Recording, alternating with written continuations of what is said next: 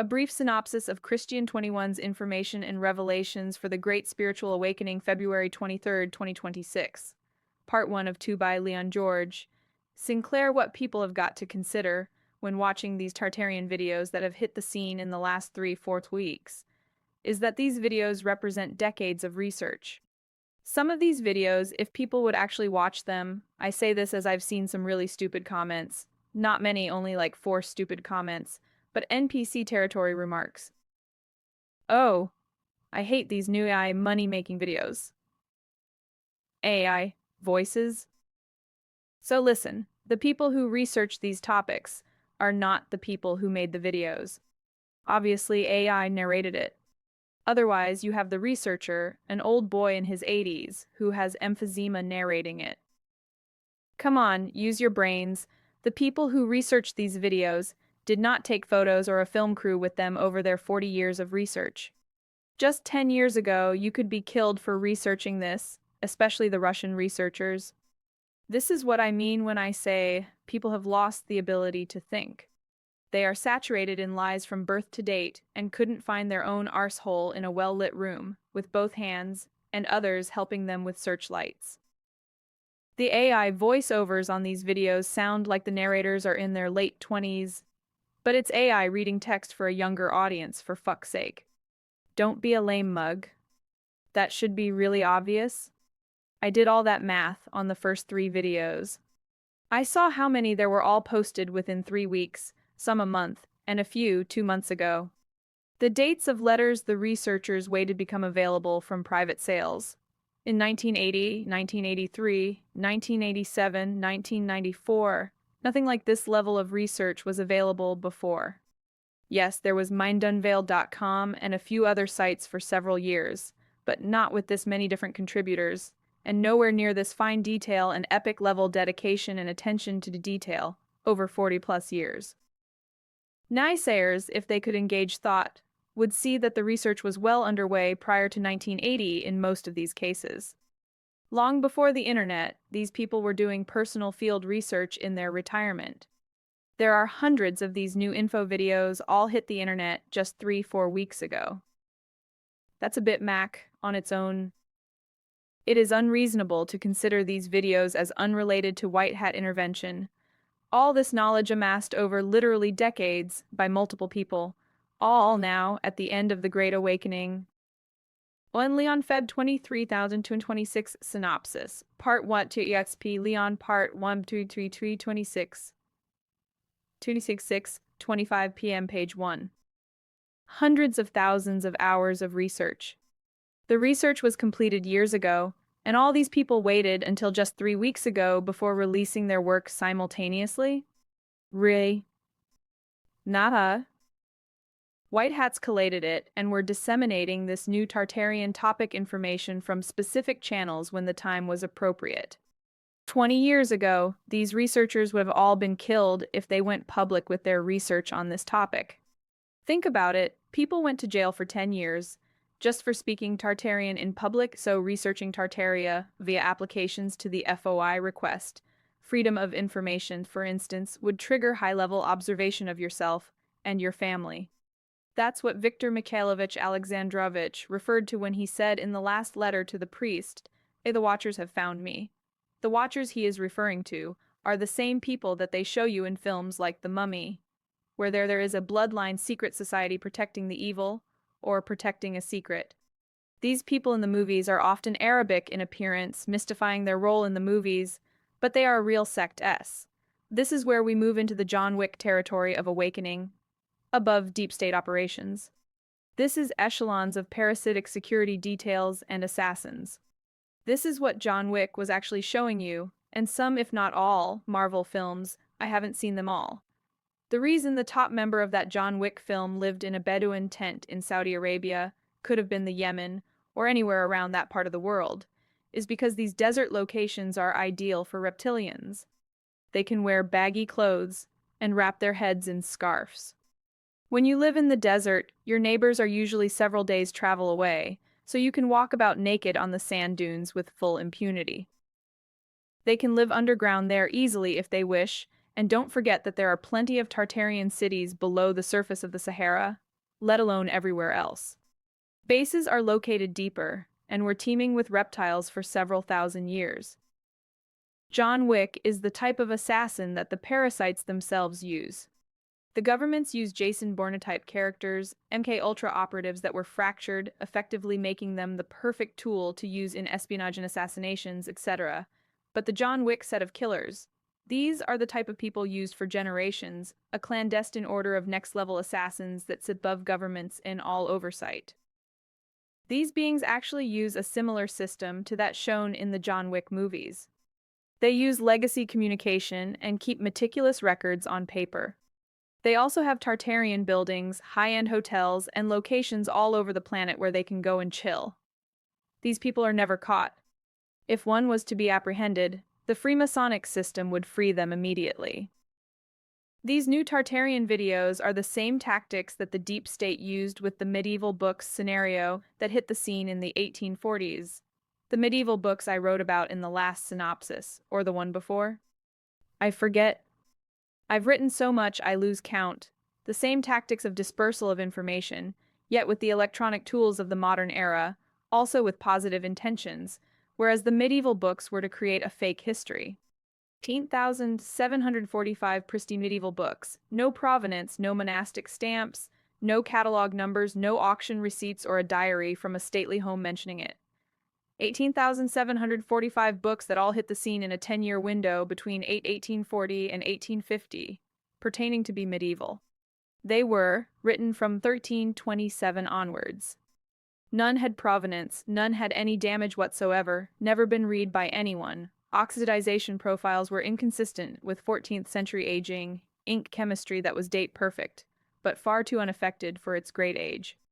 Even though the books were indeed written in the era that they were described as being in, it seems that when the ink dried, they were stored for 600 years in a climate-specific environment, elite mansion, who knows, and presented to the world in an anonymously MAC in 3 waves of distribution to museums, universities, and private collections over just 10 years.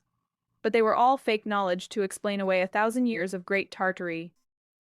Ascension is about truth, recognizing that truth, accepting that truth, and adapting your outlook to suit a more higher vibrational state conducive to the elevation of consciousness necessary to be vibrating at 144,000 Hz when the time presents itself shortly, which is not possible to achieve unless you actually know the truth. And, like it or not, Christian 21 is the only outlet, the only path to that truth. He's not the most complete source truth. He is the only source of that truth. The most complete source would be his ET soul fam. There's nothing that they do not know. The resonating army can fact-check this new intel between their ears, with great accuracy thanks to Christian. Who else knew all this? No one that's well obvious at this late stage in the day. Well obvious. These new Tartarian videos are there for the awakening to fill in some gaps. Everyone is at different levels in this great awakening process. You can only present intel, you can't teach people this information, and like we say, you can lead a horse to water, but you can't make it think. I give thanks to Christian for removing the veils to progressional thought on awakening topics, such as understanding what the dinosaurs were invented for, just that small aspect. When your interest is sparked, this raises vibration, excitement, thrill, joy, and pleasure. This elevated state of vibration will attract more higher vibrational energy, attracted by your frequentative vibration into the simulation code, like long-range magnetism. This is what is known of as good luck. But negative feelings, fear, guilt, pessimism, cynicism, hate, greed, revenge, these are low vibrational frequencies, and their magnetic power is only going to attract negative outcomes. Oh, it's always me who gets ripped off. Why am I the only person who has accidents every day? Why do I always get the blame? By saying these things, you are casting spells on yourself, quite literally. The truth is liberating. It will set you free and allow you to walk within the eye of the storm, as opposed to existing in the outer chaos of the cyclone of society, hindered with acts, statutes, and policies, fake laws, and pointless distraction. They spent much time thinking about how to let the prey roam freely within the invisible cage. If the populations of the planet were to understand that highly evolved civilizations lived merely miles away, and not light years or parsecs away, this would ignite desire to learn more about these advanced cultures in close proximity. You can't explain to people that intelligent life exists outside of the ice wall, but that there's no point looking for it because it is fucking millions of miles away, and you could never make it there. Because if you told me that, I'd start walking there today. I wouldn't care how far it is. We will get there when we get there, when the trail ends, no matter what. Because this new territory is available in a horizontal landscape, it does not feel or seem far away, even though it could be millions of miles in reality. It's like a child in the kitchen who sees a packet of sweets in a cupboard high off the floor. The child can't reach the bag of sweets, and it's not physically big enough to drag a chair over and climb up to reach the sweets. So the child's attention is focused on the unattainable. When in reality, there's loads of sweets in the cupboards placed lower down near the child's hands, but the cupboard doors were closed, and the child couldn't see the sweets that are at eye level, because the child is constantly gazing up at the cupboard that it knows the sweets are in because it saw them with its eyes. The custodians were the masters of your perception and deception, absolute 10-10 for effort and determination on both counts. They left no stone unturned. They saw you coming 70,000 plus years before you even turned up. Why would anyone question the fucking sky? They wouldn't. It's fucking massive, clearly natural, or it wouldn't be there in the first place, would it? You see, they can't have that. They can't have you knowing anything, because when you know things, you stop needing authority, you become self-sufficient. They need you to need them. They are obsolete if you are all cushed in that, if you have all you need and are in good health, looking after your own interests, then why would you need a government? Govern A to control in mente mind. Controllers of the mind, start calling them that. The word government doesn't mean a room full of clever people deciding what's best for the country. That, the illusion. It refers to people who control your mind because they are compelled to, because of the fact that their satanic system needs children to be sacrificed on a regular basis to placate the demons who need it. Without the demons, their system falls apart. Without clones, Vril, Type 1 reptilian, demons, and Draco walk-ins, this would not work for them. If a load of reptilians turned up in their normal appearance and assumed government, telling everyone what to do, the world would shit itself. But when they appear to be a respected succession of unbroken nobility in continuous continuity for a few hundred years, people feel safe, protected by archaic tradition and a power structure that can repel aggression, orchestrate the import or manufacture of the comforts of living, and the idea of progress as being something in the distance that we are all striving towards together. They can't have a single person considering that intelligent life may be somewhere else out there other than the sky. Don't forget that they had you all thinking that you are standing on a globe, so up, down, left, and right is the same thing as looking up. You don't look left and see stars, do you? You must never think that there is an ice wall in the first place. If there is no wall, then there can't be anything on the other side of it. You must naturally be caused to assume that any other life will be somewhere else out there in the sky. That's what the projection dome is for, to give an obvious and natural impression that the cosmos is vast and unreachable. Some stars shine brighter than others, giving the illusion of depth, and some are in patterns or constellations. A constellation of stars, as we are aware now, is not distant suns in remote solar systems far away. They are all technology and a part of the subterfuge. The final frontier is itself a complete fiction, but it forces one's consciousness to focus on discovery on what might be out there.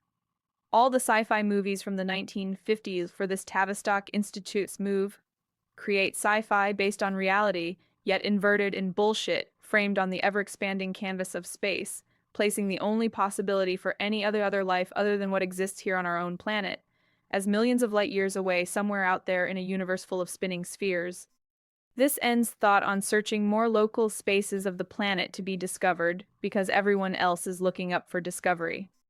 What's the point of looking on Earth for new discoveries when we already know about everything here on Earth, because we discovered it all already, didn't we? Constellations help folklore stories and a sense of belonging.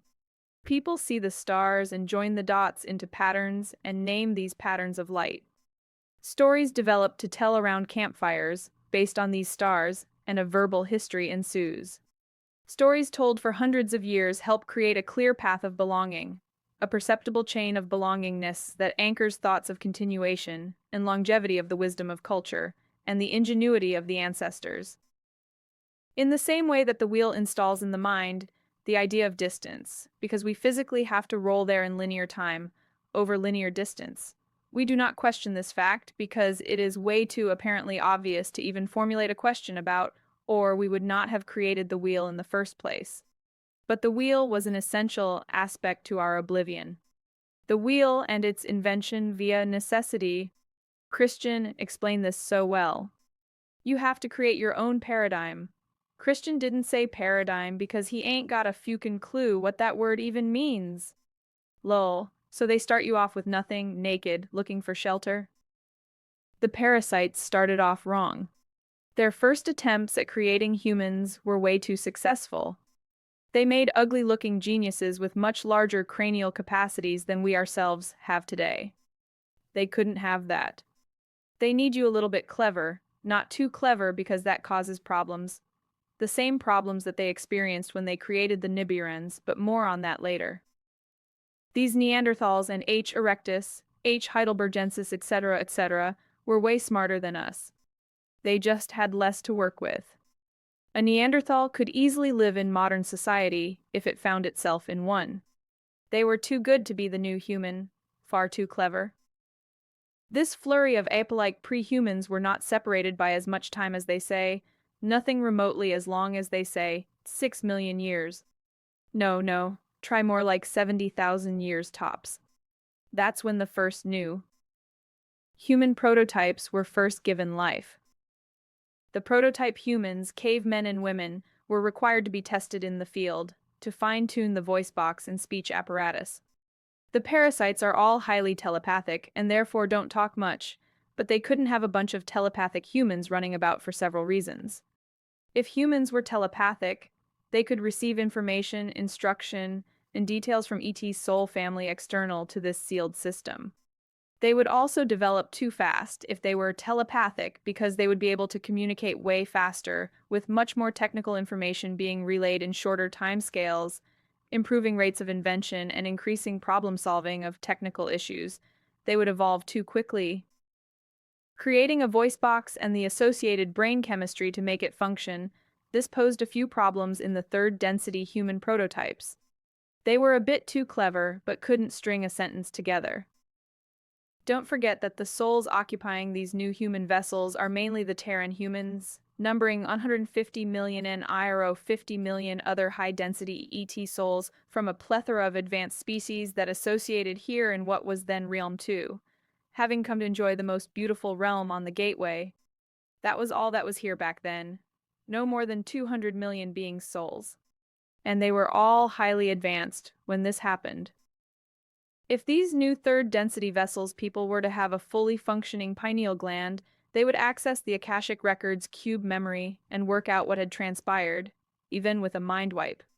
As soon as they connected to the aether with their spiritual apparatus, they would know all about what was going on, and therefore be uncontrollable and incompatible for creating societies and cultures to harvest, live off, and dominate. That's what a parasite is.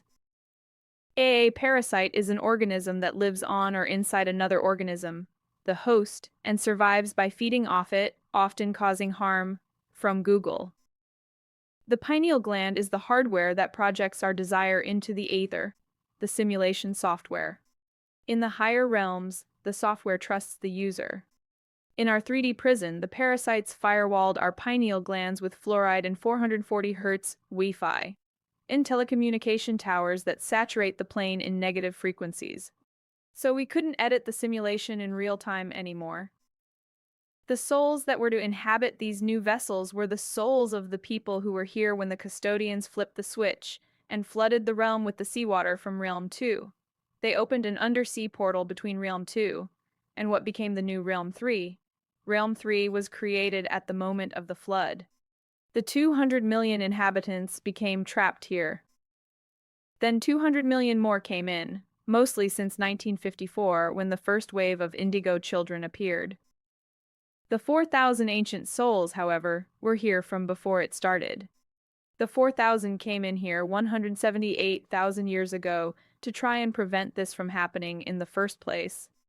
The parasites have only been here 70,000-ish years, but we had to come in here 178,000 years ago. It's a bit fucking early, isn't it? The parasites used energy fields to contain the flood water and hold it in place while they flash froze the entire realm. They didn't make the sky black for a couple of years to freeze the planet through lack of sun. They flash froze it like they did when they turned the Anakim giants to stone, and the spirit tree, and the giant rock animals and giant mushrooms seen all over the planet. Firstly, they obliterated the giant trees that connected the aether to the ground, and the giants themselves. They had to get rid of the trees to lower the oxygen content from 60% down to the 20% that it is today, because that keeps us docile and aids illness. Also, in a low oxygenated and acidic body, cancers will have a great time and thrive if the right parasite and the right pollutant are present. High oxygen is very healthy, low oxygen isn't. Those giant trees are now rock mountains. They had to get rid of the giants themselves, because back then there were 300 Anakim giants here.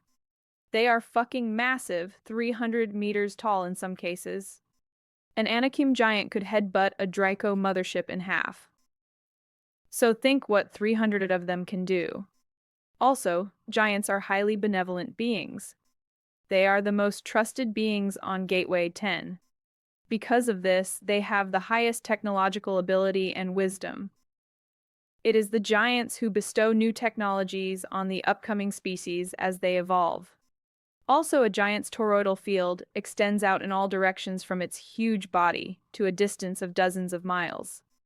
This high-frequency toroid will incinerate negativity on impact, so the parasites can't even go near a giant.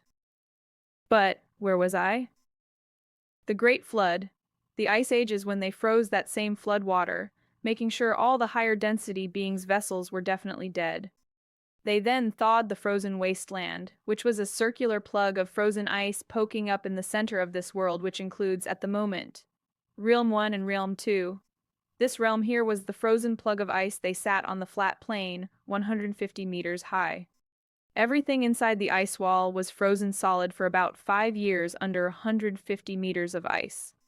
When they flash-thawed it again, the portal was reopened, and all the water went back into Realm 2. The other side of that portal opens out in front of the southern sea-facing coastline of Atlantis. Atlantis is in Realm 2, the other side of the ice wall, not here, which is why it got flooded. The portal was on its doorstep. Atlantis has been sweet for donkey's years. It didn't sink, they just had a few issues with dampness for a while. Don't forget that a large brain, a large pineal gland, strong telepathy. They hadn't dampened the aether completely back then. That was an ongoing situation. They needed to gradually take out the planet's major nodes first. Angkor Wat, Giza Plateau, London Square Mile, whatever was previously in the Vatican area and not the Vatican we see today, or the castle it was in the reset before last. Every original node back then was a crystalline healing temple, and there are literally hundreds of thousands of these nodes on land and in the sea. They even create nodes and have them in the sky, technological nodes, negative ET creations. So while they are building up the new 3D realm, installing prison furniture in the cell membrane firmament, meaning they cover these buildings, all of them, every single cathedral, church, or large construction that uses no mortar between highly precise joints. All these buildings, such as the Great Pyramids, Angkor Wat in Cambodia, every single one of these vast and accurately positioned structures weren't built by ancient astronauts, gods, or the Anunnaki. No, you built these structures yourselves, all of them, all the oldest pyramids on the planet. And there are many in countries that do not even know that they have pyramids because they look like natural mountains. Bosnia is a good example of this. The largest pyramid on the planet is in Bosnia, and it looks like a mountain. They needed to dampen these sacred places immediately because of the parasite's own personal ultra-low frequency. By lowering the density via SkyNet 1 from its previous ninth density to a mere third density simulation, they were able to visually delete the pre-existing physical temple from third density observational view. And now in the juxtaposed third density visual geographical location, existing in the same place that the pre-existing temple was, they replaced them with third density materials that are designed to reduce and keep hidden the previously visible building that was there before the parasites came. The previous construction would have been a crystalline healing temple, and the size of the construction here in third density that replaced it will reflect the size of the previous structure. The previous structure is still there in exactly the same position because the parasites can't destroy these nodal temples for two reasons. One, they need the network of nodes for their own systems. Taking out one node will affect the integrity of the system. And two, because they are unable to damage these structures as they operate outside of the fourth density's parasitic octave. The previous building is still there, just vibrating way outside of third density perceptual range. The parasites ordered the druids, that evolved over the latter resets into the Freemasons. Both groups of high initiates were spared the reset, only because they needed them, druids, then Freemasons, to reorchestrate everything after the reset's end. These people were the ones ordering the populations to build everything with their existing technology, on the existing foundations of the nodal emanation points. These people, as I said, the ones populating the planet, were you. Let me explain. The custodians were the original protagonists in this unfortunate story. They are always the ones behind the curtain. Before they started sacrificing children, they created several other species of negative ET to aid them in their grand plan. They couldn't take on the entire universe all on their own, so they created friends, the Nibirans, Anak, Omicron and Alpha Draco, several species of gray ET, quite a few battalions of very strange-looking and very fast-running emotionless killing machines, void of empathy and hideously ugly. I think they were related to my ex. They seem to share a lot of innate traits in common. The Nibirans were first, huge humanoid-looking beings, 18 tall, highly telepathic, incredibly strong, very fast, and hugely intelligent. The custodians fucked up with the Nibirans, just like the caveman Neanderthals we discussed above. They made them way too clever. The Nibirans were so advanced that they ended up being more powerful than their creators, the custodians, opting to sit above them in the hierarchical structure of negative ET dominance. However, they did not require loosh or organs or adrenochrome. But it was the Anunnaki who were here at the very beginning. Acting like really nice neighbors, they offered to give the new developing humans some very helpful technology: pyramids. The pyramid is a negative shape. It depends on what frequency it is tuned to. When the Anak arrived with the blueprints for pyramid construction, they got the populations to make them. Being only fourth density, they are unable to create in the higher light realms as we do. That's how construction happens usually. All buildings are grown from the ground up, by song and harmonics, as discussed many times now. But with crystalline temples and healing sanctuaries, the Tartarian edifices and the pyramids are all cut blocks and not one single grown structure. This is because they were constructed differently than the crystalline temples, grown in light realms and brought into the lower density as a completed project, hewn from light and sound from the bottom up. Third density Tartarian technology is different. Harmonic tone is generated that turns the stone to putty. Then, different tones are used as templates to imprint the putty-like stone with detailed artwork, like a stationary potter's wheel, with imaginary hands honing the clay into a beautifully tall and elegant vase. The tones are then switched off, and the rock is immediately hardened in its new shape. It is lifted in the air and set in position by similar tech to what Ed Leedskalnin used to build Coral Castle, or by many other ways, depending on what density you are in. But in here back then, the density was higher at the beginning, making construction even easier. They even had giants to help. For a giant even 40 meters tall, building a cathedral would be like making a Lego castle. Similar constructions can be created using different techniques depending on the density of manufacture. Reality is nothing like we assumed or what we were taught in school. This is also in sculptures, such as the Veiled Woman, where tough marble is made to look as if translucent. From Wikipedia. Uh, La Vestale Tuccia, or Veiled Woman, Italian, La Velata, is a marble sculpture created in 1740 by Antonio Corradini, a Venetian Rococo sculptor, known for his illusory depictions of female allegorical figures covered with veils that reveal the fine details of the forms beneath. The work is housed in the Palazzo Barberini, Rome. This is likely not created by Antonio Corradini. Don't forget that they do this with all the amazing art, tech, anything. It all gets attributed to prominent Freemasons as part of their great legacy. So, like we saw previously, Leonardo da Vinci was a military strategist who worked for Cesare Borgia. Let's break this down as an example. Cesare Borgia was a stark, raving mad, child-killing pedophile. He was so eager to flay children that they let this man's face be worshipped all over the world for the next 600 years. His face was used as the public face of the man you call Jesus Christ. And Cesare Borgia's chief military strategist was a man named Leonardo da Vinci. Leonardo da Vinci didn't paint anything. It was all done by Tartarian artists, Tartarian craftsmen, but how? How did they do then that which we can't do even now?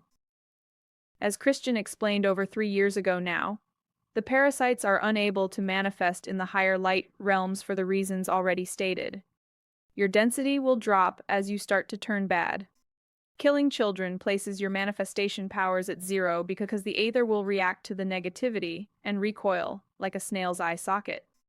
So the reptilian cunts, and parasites in general, to be honest, could only steal and back-engineer existing technology from other species. They had cold fusion, but that's antiquated technology that requires physical technology, emitters and arrays, antenna, even micro-antennas. But we build everything with sound and frequency via sustained thought and devoted intention to create something beautiful, and also multifunctional. Our cities are all crystalline healing centers, as was this entire planet at one point. Then they came, fucked it all right up. Even Tartaria was shit, really, considering what we once were, even before that reset. Shocking takedown. This is the problem that people don't know about yet. They don't know that they don't know. The emotional weight of what has happened is going to hit them like a ton of shit at high velocity, winded, like being hit in the stomach by a football made of steel, traveling at 40 miles per hour. These facts, when presented via recognized media outlets, will stick people on their arse in a big way. So the Veiled Woman was also created by Tartarian artists. They putify the material, be that metal, wood, diorite, or marble, with frequencies. We may even find out that some of these Tartarian bells were the putification tones to this craft. Nothing would surprise me these days. Nothing. And then shape the material with more frequencies. There are likely contraptions or technology that transfers thought into physical shapes, as we already know that harmonic chambers can achieve this if built correctly. Some designs allow for speech to take physical form within these chambers' walls, making patterns in the air as you talk. The Veiled Woman is exquisite. You can see through the veil, yet it is all one single piece of stone. The craftsman would have had to cut marble behind marble to achieve this effect, but that is impossible. You can't cut rock behind rock with a hammer and chisel, because to cut the rock behind the rock means removing the layer that you will need for the effect you are looking for. They use their technology to cut and shape, transport, and erect these works of art and buildings. Once they get you to build up the realm, each reset lasts about 1,000 years, and then they kill you all off in a reset and take your technology away. By the time you are reborn after the reset, when your soul enters as a clone baby in the DUMBS with a mind wipe, you don't remember building all these amazing buildings. You grow up wondering who could have made them. It was you. They let you make everything with promises of assistance and technology, but they are all complete cunts. They lied, as usual. They gave you tech, but it was shit like the wheel, fire, an ox and a plow, a bow and arrow. Fuck me, we used to shoot down UFOs with our pineal glands, and these cunts are making us swap children for a box of Fukin matches. The Anunnaki had the plans for pyramids that they gave you to make them with, using the technology that you already had. They then used these pyramids for the first few resets. It was their plans for a pyramid that would produce fourth density power to power their fourth density equipment with, so they can reset you. There is no missing capstone to the Great Pyramid, it's not missing. They take it with them as this is what activates the entire complex. When they return for a reset, they put the golden capstone back on, activating the entire structure. The capstone isn't a miniature pyramid. It's got square angles on the top to fit different sized crafts. The craft are in three sizes, so the capstone is made to accommodate these three crafts' docking mechanisms for refilling with energy. Their craft and technology will not operate in here properly with the aether that we have here, so they generate their own power. They use the combined pyramid grid to create tidal waves and really bad weather systems. This was the terror of the day back then. It was blamed on the wrath of God. They let you build up the realm. You made it all, then they reset you, and start all over again, life after life. The parasites made us rely on rolling and shifting from A to B in a linear manner, because it locks our consciousness into obvious linear progress, string 3. Back home, in the high-density realms, you don't roll to a destination. You manifest your presence there by concentrating on the destination or the person you want to go to see, or sometimes use anti-gravity harmonics like Ed Leedskalnin of Coral Castle, and like the bloke in the early 20th century video, flying about on some type of platform that resembled Davros the Dalek from Doctor Who. The fact that no other species ever needed to invent a wheel proves that the industrial age was a forced regression, and not a moment of breakthrough progress. That's why Tartarian steam trains had to be downgraded. They ran on electromagnetic induction, created by atmospheric harnessing systems that superheated the water in the boiler after the locomotive got up to speed, along a train track that was always laid out on top of nodal lattice membrane lines, ley lines, of electromagnetic radiation. This electromagnetism was essential. Without it, trains would be forced to run only on coal and wood. That's why Tartarians built train tracks on ley lines, because they understood the nature of electromagnetism and its correlation to ley lines and nodes. That's why they never taught this subject in schools or about Tesla. No one in school knew about Nikola Tesla until the advent of the World Wide Web, www in Hebrew 666. Nostalgia is a big part of the subterfuge. They created the myth that you assume is the past, referred to as history, his story, by presenting information in theater, pantomime, art, songs, TV, literature, such as medieval books in discussion above, libraries, such as Andrew Carnegie's Generous Philanthropy, provided, which is merely the philanthropic fraud as one example. One of the 33rd degree Freemasons tasked with monopolizing the Tartarian rubble was Andrew Carnegie. He didn't create 20,500 libraries out of his benevolent love for the people. He built them to control the narrative. By funding the education system, he ensured that every orphan child would read only the books that the parasites approved. And back then, the entire population were actually orphans with new names, locations, and histories. The first orphanage was opened in America in 1729. How coincidental that the reset that created the necessity for the orphanages in the first place commenced in 1728. Carney didn't just create libraries, he created temples of falsehood. By using the Tartarian architecture, the vaulted ceilings and brass lamps, antique woodwork, and Renaissance artwork hanging in the library halls, he made the hyper-bullshit of the new curriculum feel holy, prestigious, desirable, and something to strive towards.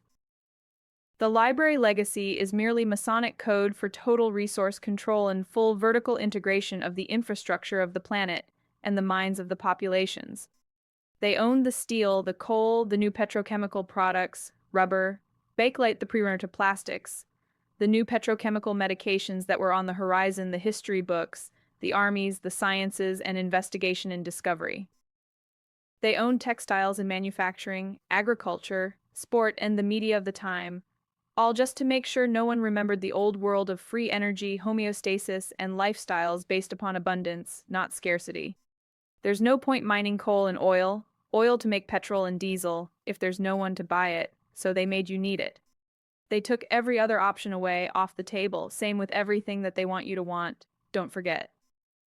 You can choose what you want, but your wants are chosen for you. They decide what they need you to want, and then they create the situation that will have you demanding it, or even begging for it. COVID jabs are a good example. If they asked you to come and see your GP to get a bioweapon because the government is reducing the population, you'd likely say no. Some people would actually say eyes, bizarrely.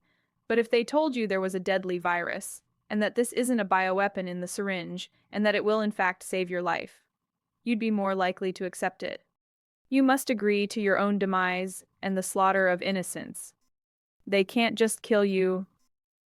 When you leave the cinema on the premiere of a new horror film, or you leave the couch in front of your 90 million-inch TV to go get more cake from the kitchen, and you're discussing how good the movie was with the missus.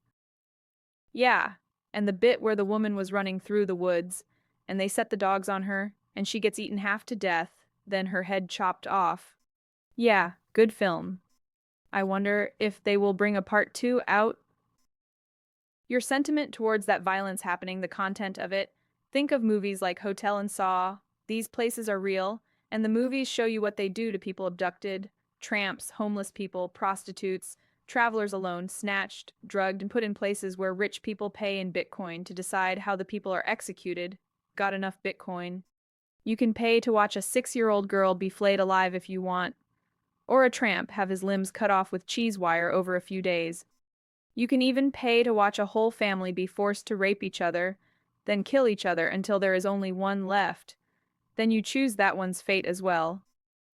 So when you watch films that describe places like this, or instances of violence, destruction, devastation, alien invasions, murder, etc., you are casting gratitude out into the etheric arena of perception.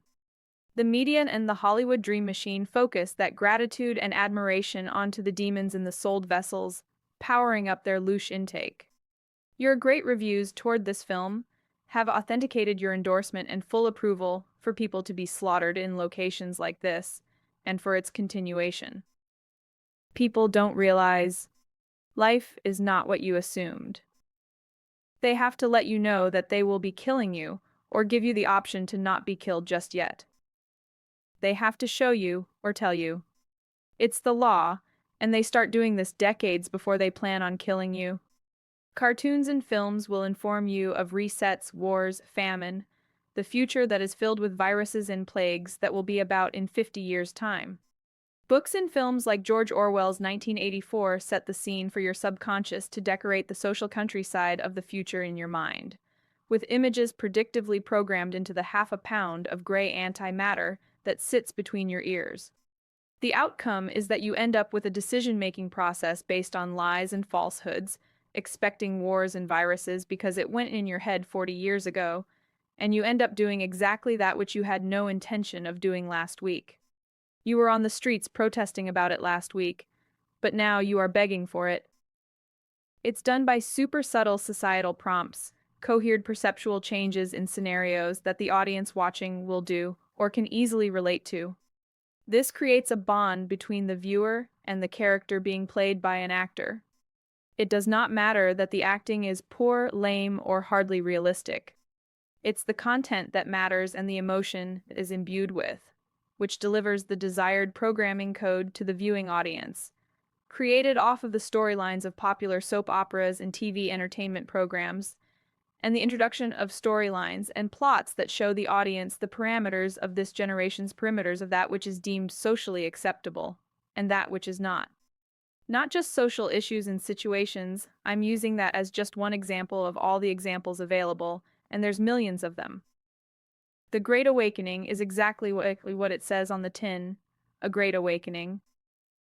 By space, the dark matter field outside of the cube is actually bright white light and not black. The A-black sky is a literal blackout curtain maintained by the Nibiran custodian black void plasma technology. It's the only contribution to this occupation that the Nibirans offered.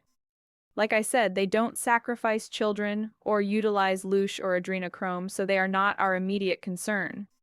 But, seeing as they are more powerful than the custodians who created them, and very negative beings from the outset, they will have to fuck off as well. We can't have any cunts here on Gateway 10 anymore. What will the sleepers and sheep do when they see the projection dome being removed? The sky will be ripped open like a tin of sardines. The sleepers will see white where they expected black. This will cause a level of mindless panic that only the resonating army will be able to navigate. They will think the heavens are breaking, but it's just the curtain being pulled back to reveal the larger picture. People do not contemplate the obviously apparent. The nuke is a psychological weapon of fear, louche, used to keep the population in a state of constant panic, which prevents the calm vibration needed for manifestation, research, and many other things. A plethora of scare tactics were used to keep people's minds focused, guided by the media with their attention centered on whatever it was the deep state needed to distract you at the time. Asylum seekers, illegal immigrants, wars, disasters, viruses, future disasters, nukes, whatever they deemed necessary. The 30-second flash. During those 30 seconds, the overlays, the stars, and the globe projection apparatus will be stripped away. The survivor will see pixelated buildings and scaffolding, because the 3D matrix will be failing to render the known lands as properly. To a sleeper, it'll look like war damage, but to an awake soul, it will be the unveiling of the actual scaffolding and framework of reality. The parasites killed everyone else in the last reset in that country at the time. It would have taken a few years, 2 to 4 years, to clean up the mess. They needed to keep some of the shell-shocked witnesses alive in 5,000 bed asylums spread out all over the planet because they needed a constant louche supply while the new cloned crop of children, the seedlings, grew up. These asylums were effectively trauma generators. The parasites couldn't have a world with 0 humans, or they would starve. The asylums were not hospitals, but created as biological louche batteries, used to power the transition between one destroyed civilization and the next. They all have their own territory. The Queen of England was a tranny lizard who had been reincarnating here in the same royal bloodline, to be king or queen again at some point in the future. They reincarnated with full memories, obviously, but they had their own areas to govern. That's what royal families were, traitors from day one. They kept the most traumatized survivors in secure prisons, asylums, to harvest their agony and organs, until the new NPC society was ready to take over. Asylum governors, as was the same with all modern prison governors, were all 33rd degree Freemasons, singing from the same hymn sheet as the planetary-wide rest of them. No louche would have equaled no power. Sold souls are just a vessel for a demon or a Draco walk in, and that demon needs louche to function, so does the Draco. So the asylums were the fuel tanks for the time that the machine was recultivating the population fields of humanity.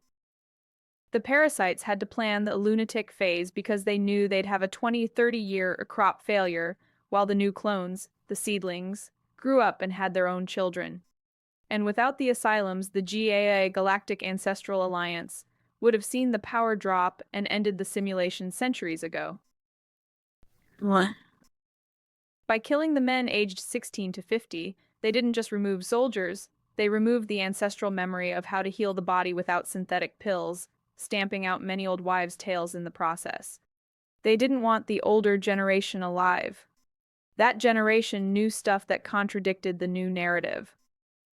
They didn't work, so were unproductive for tax purposes, and they were useful in family units. Grandparents can look after and teach the grandchildren the benefits of their wisdom. If a parent needed to work or go shopping, they could look after the kids. They would also have had memories of conversations with their own grandparents that they could retell, stories of Great Tartary and the excellence it stood for. The parasites didn't want this. They wanted strangers looking after your kids, as there was more of a chance that louche would be generated. The WWI generation was the last to be taught the truth of the flat plane at home. By culling them, the parasites reset the educational baseline, allowing the next generation to be indoctrinated with the globe lie without any granddad around to tell them otherwise. The stem cell seedlings, DUMB clones. This explains the creepy perfection and uniformity of the orphan train photos, all the kids aged between 3 and 8 for the majority of them.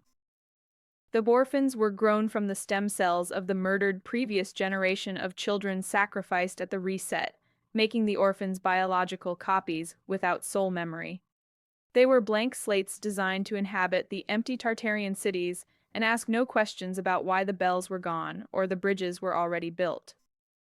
The hardest part about all this for the general public will be the NPC situation, and this was another one of the reasons that we do what we do. If people knew what was actually going on, and why and what it was all about, and when it started and who was involved and what they did, if people tried to understand Christian 21's information, then they would be very pleased that this is actually happening. That's why Christian explained back in 2022. It's about frequency, Lee. It's all down to the frequency that you are when the final event happens. What will happen is that a huge electromagnetic wave will sweep across the plane twice, just to be certain. This wave will pick up every soul that is vibrating at the right frequency or above. But there's only one path, Lee, and unfortunately for a lot of people, that path is me. But they don't like it that I'm not educated or a lab coat. What this means is that to be at the right frequency when this happens, you need to know the truth and have come to accept it. You must not only be at peace at these revelations, you will actually need to be excited, ecstatic, and extremely happy. You will need to welcome this with joy the moment the sky event starts, until it ends. You can clearly see the issues here for the majority of people. There's only 3% of people that it will concern when the time presents itself, no more than 520 million souls. But think about it. How could you be at peace at this point in time? For the previous 2 weeks, you will have been locked in your house with foreign military outside. You wouldn't have slept or eaten in 14 days. You just found out that all the songs you'd been listening to your whole life, and all your favorite actors and sports players were all pedophiles and child torturers, and that the Queen was a shape-shifting lizard, and that Meghan Markle has a cock. And now you have a sky full of UFOs above you. But don't forget that you just saw shape-shifting reptilians in military tribunals on TV, in the process of actually shape-shifting. So disclosure will happen, but not in the way you assumed. The aliens were already here before you were. The aliens created your vessel, and they have been eating you for over 40,000 years. Big love, people. XX continued in part 2.